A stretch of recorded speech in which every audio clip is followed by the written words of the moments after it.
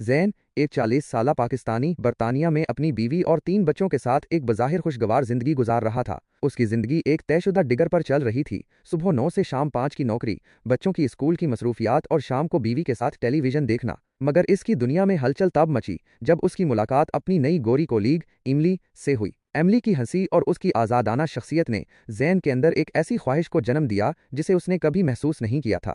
زین کو ایملی سے محبت ہو گئی، ایک ایسی محبت جس کے بارے میں اس نے صرف ناولوں میں پڑھا تھا۔ وہ ایملی کے ساتھ زیادہ وقت گزارنے کی کوشش کرتا، اس کی ہر بات کو غور سے سنتا اور اس کے چھوٹے چھوٹے اشاروں کو گہرائی سے پرکھتا۔ ایملی اس سے دوستانہ رویہ رکھتی تھی، لیکن زین کے دل میں یہ امید پروان چڑھنے لگی کہ شاید ایملی بھی اسے پسند کرتی ہے۔ جوں جوں یہ محبت بڑھتی گئی، زین پر شدید ذہنی دباؤ بھی بڑھتا گیا۔ وہ اپنی بیوی اور بچوں کو چھوڑنے کا تصور بھی نہیں کر سکتا تھا، مگر دوسری طرف ایملی کی محبت اسے بے چین کیے رکھتی تھی۔ میں اپنی بیوی کو کیسے چھوڑوں گا؟ بچوں کا کیا ہوگا؟ وہ راتوں کو جاگتا اور انہی سوالوں میں گھرا رہتا۔ کیا ایملی بھی مجھ سے اتنا ہی پیار کرتی ہے؟ کیا وہ میرے لیے اپنی زندگی بدلے گی؟ یہ سوالات اسے اندر ہی اندر کھوکھلا کر رہے تھے۔ وہ ذہنی کشمکش کا شکار ہو گیا، ایک طرف وفاداری کی زنجیریں اور دوسری طرف محبت کی آگ۔ یہ تناؤ اتنا شدید ہو گیا کہ زین کی نیند اڑ گئی، وہ کام پر توجہ نہیں دے پاتا تھا اور اپنے گھر والوں سے بھی کٹا کٹا رہنے لگا۔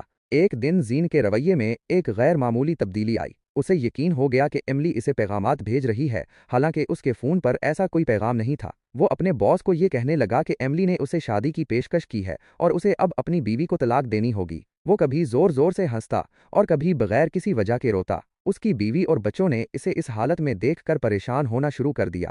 زین کی بیوی، جو ایک سمجھدار خاتون تھی، اس کی حالت دیکھ کر گھبرا گئی۔ اس نے اپنی دوستوں سے بات کی، جنہوں نے بتایا کہ یہ سب شدید ذہنی دباؤ کی وجہ سے ہو سکتا ہے۔ ان میں سے ایک دوست نے مشورہ دیا کہ بانو قدسیہ کے ناول راجہ گدھ میں بھی ایک ایسا ہی کردار قیوم تھا جو ایک محبت میں ناکامی اور شدید جذباتی تناؤ کی وجہ سے سائیکوینسس کا شکار ہو گیا تھا۔ یہ سن کر اس کی بیوی کو لگا کہ شاید زین بھی اسی طرح کے دباؤ کا شکار ہو چکا ہے۔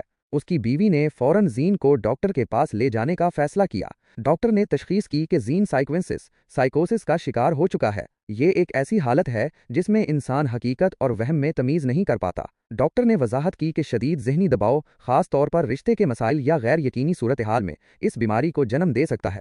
زین کا علاج شروع ہوا۔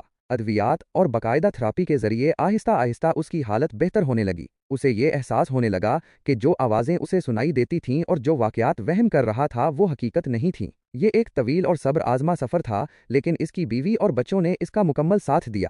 زین کی کہانی ہمیں یہ بتاتی ہے کہ مرد بھی ذہنی دباؤ اور بیماریوں کا شکار ہو سکتے ہیں۔ محبت میں ناکامی، خاندانی دباؤ اور معاشرتی توقعات کا بوجھ، یہ سب سائیکوینسز کو متحرک کر سکتے ہیں۔ اگر آپ یا آپ کے کسی عزیز میں حقیقت سے دور رویے، عجیب و غریب خیالات یا وہم کی علامات نظر